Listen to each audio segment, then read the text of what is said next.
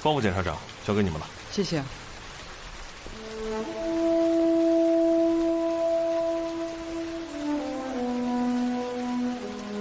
走吧。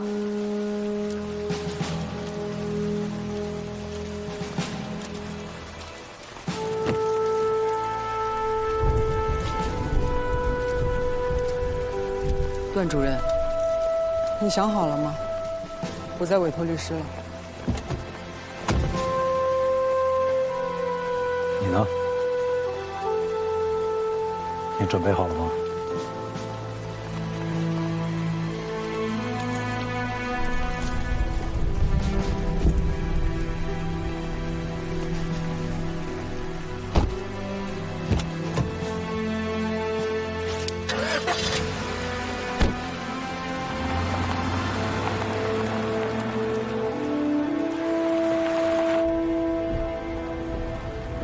你叫什么名字？段妍莹。我看了你的笔试成绩，几门功课都不错，还有奥数的奖状。看你的报名表上爸爸妈妈的职业，爸爸是一名检察官。是。那你是怎么看待这个职业的呢？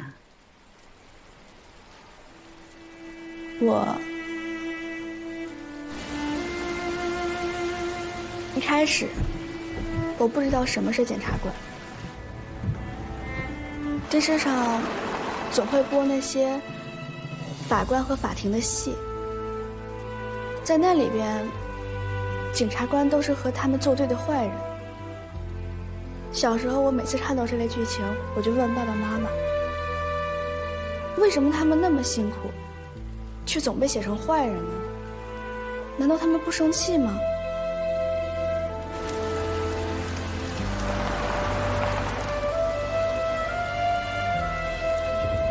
前不久，我爸爸被检举了麻烦的案子。一开始我真的不明白，为什么所有人都说他有罪，明明大部分人他什么都不知道。没有人会去想爸爸为什么要这么做，也没有人会去在乎爸爸在这之前遭受了什么，更没有人会去为爸爸辩护。因为从结局看来，爸爸就是错的。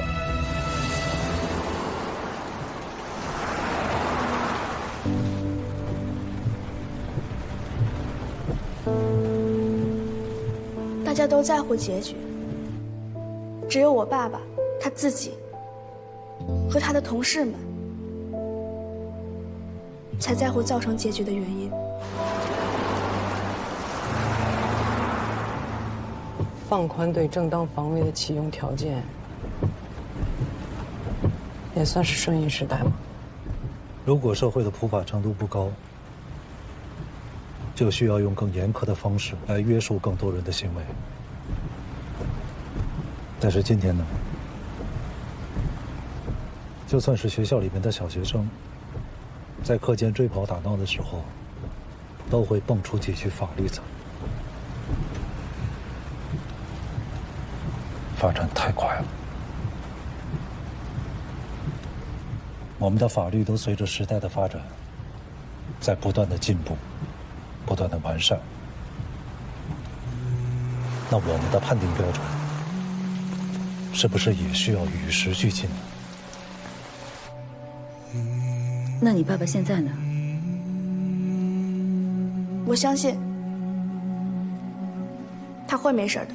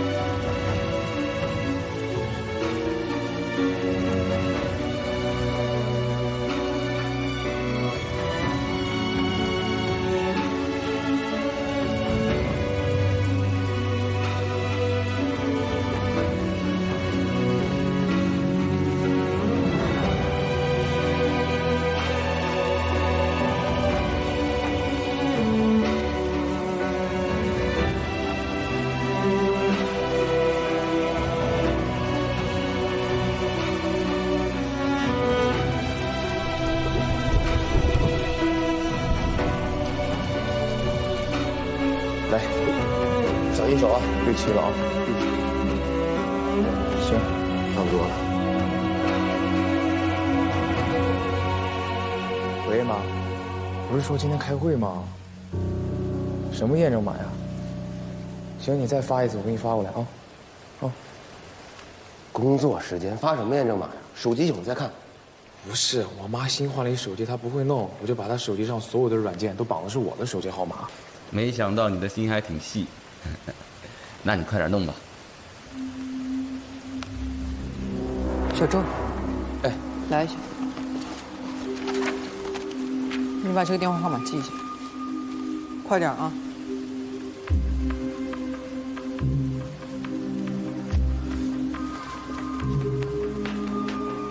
几位领导，里面请。好，非常感谢百忙之中来我们这参加听证会，里面请。可徐啊，你带几位领导到里面休息一下。好，几位领导这边请。好。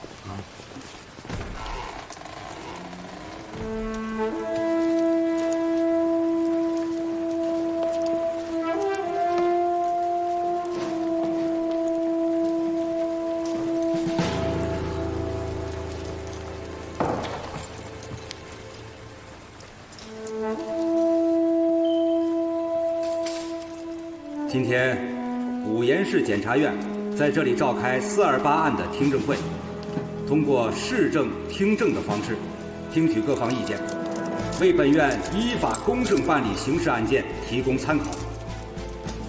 为此我们邀请社区代表、案发现场的渔场代表、公安系统代表、律师代表，还有法学专家，作为本次听证会的听证员。这位是主办检察官方凌渊。今天由我担任本次听证会的主持人，我是市常务副检察长徐景怀。听证会现在开始。段洪山，你一直声称周德龙在对你实施绑架之后，进行了全程的网络直播，包括其对你囚禁和虐待，是这样吗？是。你说你记得周德龙的手机型号，再确认一下，是这台吗？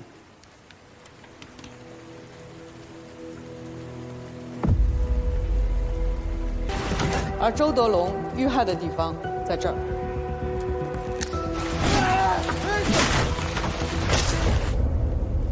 手机掉落的位置在这儿。从这个距离看，手机到案发现场应该有5、6米吧？准确的来说是8米。段洪山，手机是怎么掉下去的？我当时没有注意，栈道很窄，周德龙的动作又很大，应该是在追逐、攻击我的时候，手机掉到海里面去。我们家渔场我清楚，就算是手机掉下去，也不可能飘那么远。你的渔场是开放水域，手机隔了那么久才找到，随着水流的移动，也很正常。不正常。大家请看，这是渔场的资料。案发现场是养殖区，为了防止鱼群跑掉，渔场周围都围了一圈渔网。这个是和渔场相同规格的渔网，而这儿是周德龙的手机，这是和周德龙手机型号相同的模型。大家认为手机能够穿过渔网吗？如果我没有记错的话，这是个老渔场，会不会因为年久失修有个窟窿什么的？我们带着同样的问题去渔场做了调查，调查发现，在案发前1周，渔场因为年久失修，所以更换了新的渔网，并且没有损伤。这个渔场老板可以证明。没错，前段时间刚换的。这个渔场就在我们段科镇的这一段。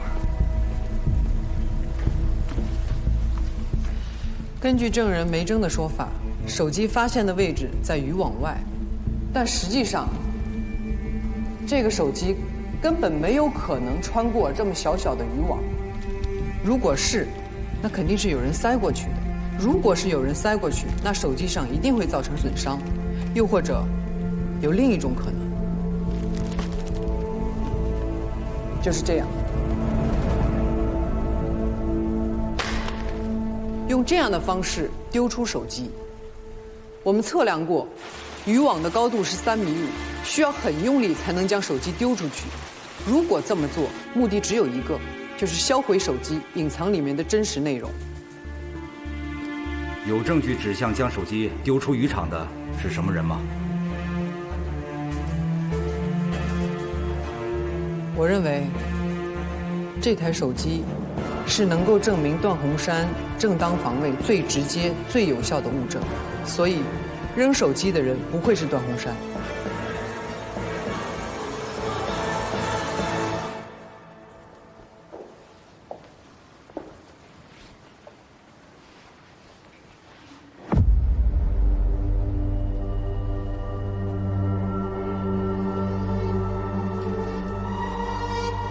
他的目光被那走不完的铁栏杆缠得这么疲倦，什么也不能收留。他好像只有1000条的铁栏杆，1000条的铁栏后面便没有宇宙。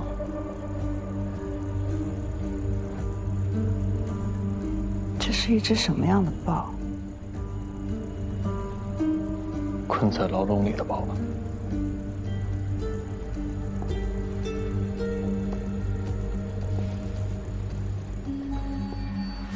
我怎么觉得它像是一只想要挣脱牢笼的豹，而且它已经成功了。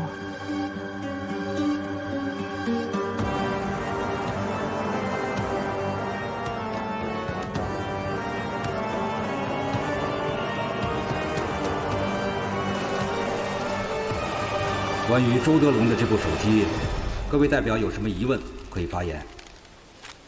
正当防卫是明确行为，在法律上需要客观证据认定的。疑罪从无和正当防卫都可以作为段宏山当下脱罪的办法，但疑罪从无是阶段性的，侦查机关必须对本案继续追查，而正当防卫是结论性的，明确认定段宏山行为的合法性。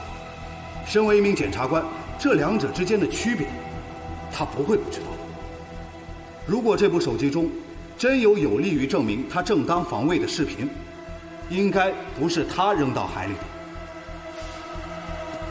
如果丢掉手机是为了对你不利，那会不会是周德龙自己丢掉的？我没有看到周德龙有这样的动作。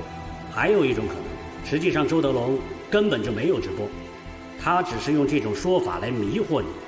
再或者，这一切都是你自己编造出来的。我更没有必要伪造这样一段假视频，这是画蛇添足。没错，当了20多年的检察官，每年审理那么多刑事案件，应该最清楚如何自证。在这个问题上，我相信段宏山没有撒谎。正是因为他熟悉这一切，再拿这些反过来迷惑我们，也不是不可能啊。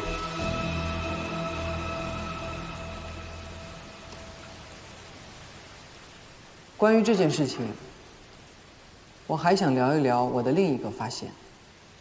14年前，因为周德龙和周玲的母亲分居，原本应该对父母双方进行司法说理的流程出现了纰漏。等段宏山再去找周德龙的时候，他发现周德龙已经将恨意发泄到了梅珍身上。其实我就是一直在找一个人。段宏山在五原市到处找周德龙，他都没有找到。直到李沐风案已经过去了几年，他也快要放弃的时候，有一天，他来到了一所高校附近。好像没有哎。哦，那行，谢谢你啊。啊，没事，谢谢。好。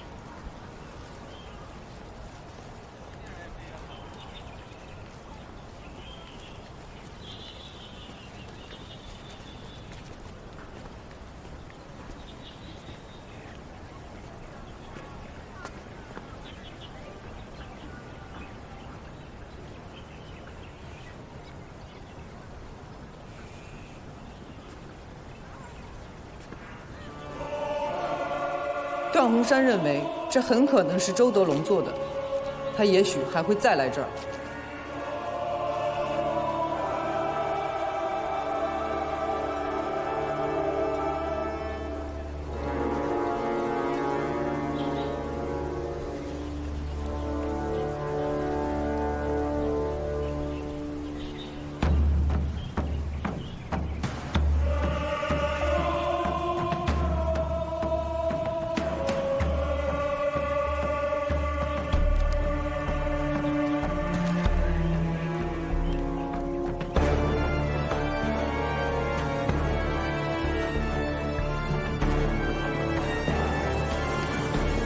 美珍，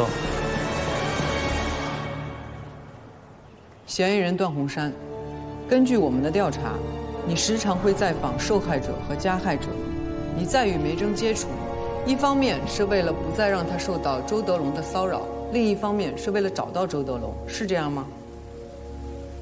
是。周林的父亲是有来照顾你们。之前来过。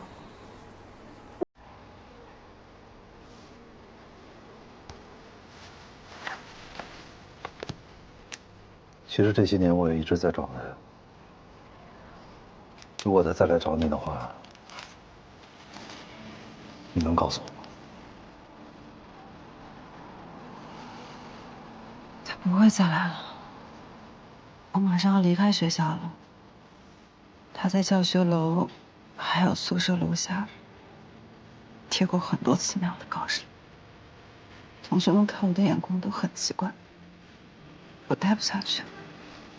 如果以后有什么需要我们帮助的，你随时打电话。从已有的调查结果来看，周德龙确实绑架了段洪山。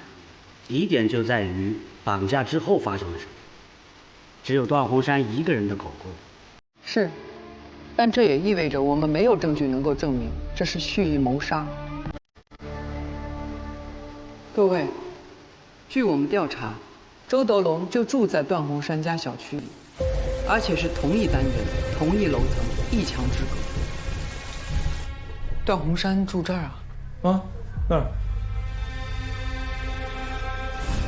我们还在他家里发现了很多监听的设备和凶器，包括和段洪山相关的大量资料以及照片。我们向房东确认过，周德龙是去年开始租住，这足以说明周德龙是蓄谋已久。哎，段洪山，有一点我很好奇啊，你见没见过周德龙？你们两家墙连着墙，你不可能没见过他。我也许见过。4月27号那天晚上，就是我被绑架的当晚，我在阳台上，曾经看到楼下站着一个人。当时他站在雨中站了很久，我当时没有在意。现在回想起来，那个人的身高、体型和周德龙相仿，但是我并不确定那个人是不是周德龙。这很显然。段洪山不管是出于对自己或者家人生命的保护，还是对仕途的保护，段洪山对周德龙起杀意是完全可以成立的。是啊，段洪山和周德龙这两个人结怨这么深，这明显就是故意杀人的，然后再利用他的法律知识脱罪。我没有这几位专业啊，但是从现有的资料来看，你从出了门到消失这一段路程，所有的监控都没有周德龙的身影啊！我是江庭案的主办检察官，梅正打电话给我，说想约我见面。一定要今天。或许是他想告诉我一些和江庭案有关的消息。周德龙既然一直都在监视梅正，那也可能知道我们今天晚上的这次见面，所以提前做了埋伏。这么看来，确实就可以解释为什么监控里没有周德龙。如果不是蓄意绑架的话，不必去故意掩盖行踪啊。根据新的补充侦查，整个幸福里小区有1000多户，只有少数10几户人见过周德龙，见的时间也非常奇怪，要么是在清晨，要么是在深夜。你是说，段洪山也许根本没有见过周德龙？我只是提供调查事实。关于段洪山平时是如何处理案件的，各位都有耳闻啊。我不知道大家有没有看过李沐风申诉会的直播。从这些年他对李沐风的态度，不难看出，段洪山周到细致。面对争议比较大的案子，我们很多人往往会因为现场的惨状，或者是受害者的遭遇而失去判断力。但是他不是。段洪山总是客观冷静的处理好每一个案件。我认为他真的是一个把每一个当事人都放在心里的人，让每一个群众都能感受到公平和正义。做过好事的人，就永远不会做坏事了吗？我依然认为，段洪山故意杀人嫌疑很重。作为一个从检多年的检察官，如果真的是正当防卫，那不可能处理不好。段主任在几件刑事案件中，就因为漂亮的处理方式而受到了表彰。为什么到了自己的案子，他第一不能证明自己生命受到了威胁，第二不能从周德龙手中逃脱？作为一个资深的检察部主任，这是不是太反常了？所以您的意思是，您认为，作为一名检察官，在生活中无论遇到什么样的状况，都应该时刻保持冷静、客观、理智，甚至都不能够拥有一个人该有的情绪，是吗？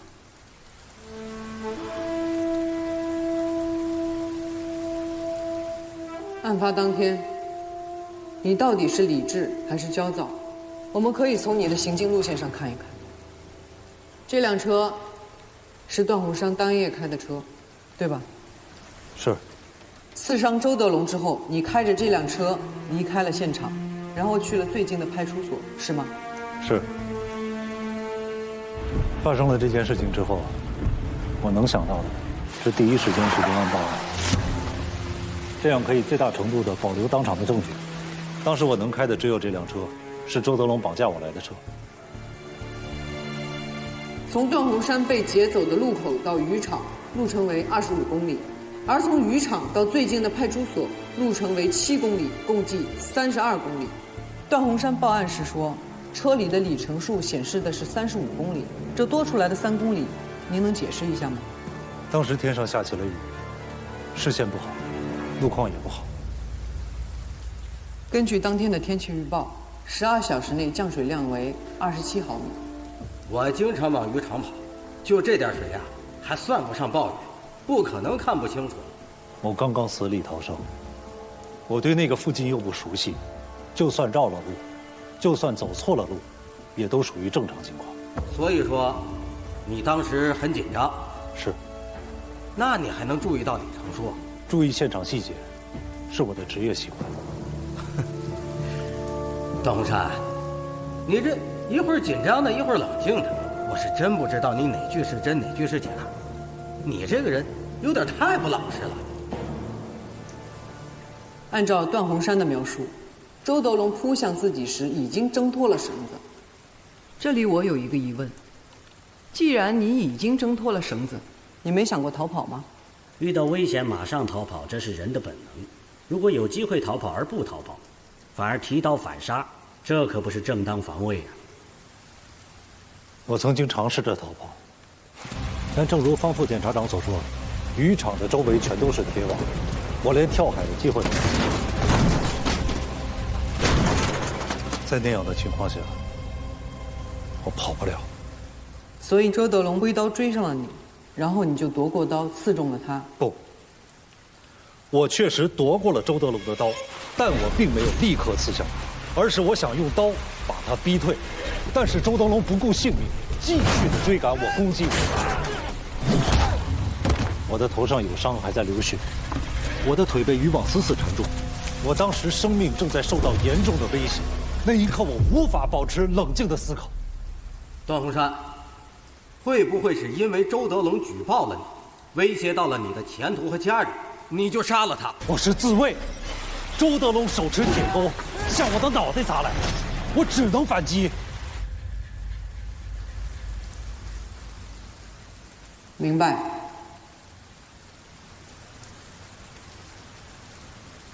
真是滴水不漏啊！你刚才的表述很反常。对你不利的时候，你就说你很紧张；对你有利的时候，你的陈述条理清晰，思维敏捷。我现在更加怀疑你为求自保，杀了周德龙，最后伪造了正当防卫的假象。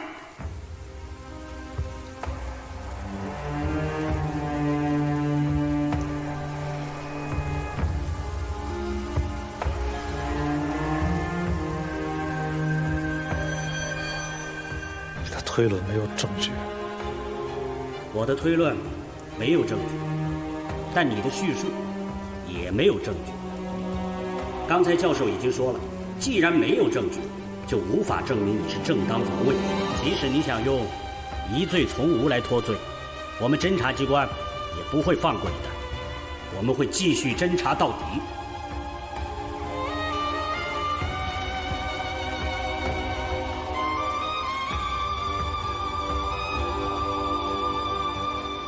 你觉得段鸿山会有什么样的结果？我也不知道啊，但至少他已经唤起了正当防卫这个法条，几率会大一些吧。可你不觉得他自己也被困在这个法条里了吗？有多少人能完整清晰地背出这些法条？就算是全部背出了，每个人对文字的理解也都不一样。什么时候能反击，什么时候不能反击，这些还是太模糊了。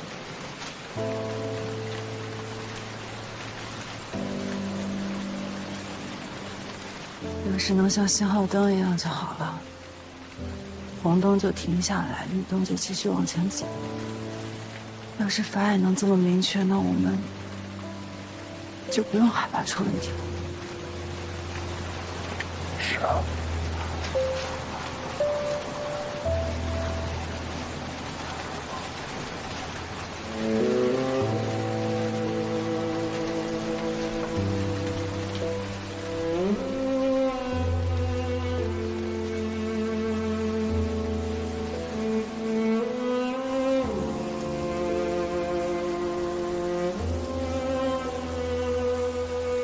我认为，在任何契机下，任何人都有可能犯罪，而这种犯罪行为，并不能够决定这个人是善还是恶。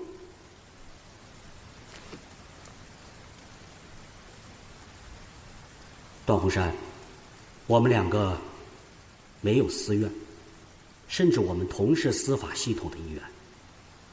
按说我应该倾向于你，但有句话你应该知道，舍得一身剐，才敢干正法。看起来这个案子不简单呐，最黑暗的部分是很有典型性的案子。只是我想不通的是，既然不是蓄意谋杀，为什么仅仅一刀就能刺进周德龙的胸口？我不知道你是不是记得5年前的一个案子，2名当事人，老刁、老郭。老刁当时抢了老郭的媳妇儿，给老郭戴了绿帽子，并且长期殴打老郭。突然有一天啊，这个老刁喝醉了酒，他又跑到了老郭的家里边去，对其进行侮辱殴打。老郭跑也跑不掉，打又打不过，随手就抄起了一把剪刀，一刀捅死了老刁。老郭并没有主动杀人的目的，但是在极度恐慌、一心想要逃命的情况下，我们还要要求他准确地判断出，在那一刻，老刁是不是已经丧失了继续侵害的能力，同时还要考虑到自己自卫的尺度，这太强人所难了，不具备现实可能性。不是段鸿山，你说这些跟你这个案子有什么关系？